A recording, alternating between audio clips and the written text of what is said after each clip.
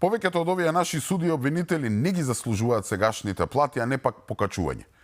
Немојте грешно да ме разберете. Судиите и обвинителите би требало да ги имаат највисоките плати во државата, не само плати, туку и други привилегии. Само така може да бидат отпорни на разноразни искушенија и подкупи. Но не во ова наше судство. Судство кое во малите джебови го држат СДСМ и ДУИ. Секако и тука има исклучоци, но зборувам за оние суди кои ги фаќа пролив или некој вирус секогаш кога треба да се разгледува предмет што се однесува на бившите функционери на СДСМ и ДУИ. Суди кои сметаат дека на најлекарката од онкологија доволно е да ја дадат условна казна. И доста со она не смее да се коментира судска одлука. Од каде тоа правило? Што демек судиите се целосно безгрешни, небари ангели симнати од небото, па ете не можат, ненамерно, туку и случајно не можат ни да сгрешат, па немојте ви се молам.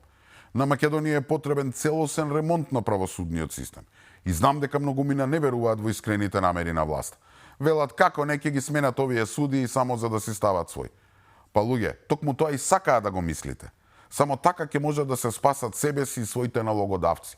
Тоа им е целта на СДСМ и ДУИ од кога паднаа на власт, да не убедуваат дека сите се исти. На се да гледате со недоверба. Па еве и нека биде како што велат. Хајде бе да пробаме па да видиме, ништо не можеме да изгубиме. А што ако биде различно? Што ако конечно во Македонија завладее правда? Барем малку. Така што, хајде да пробаме, не можеме ништо да изгубиме.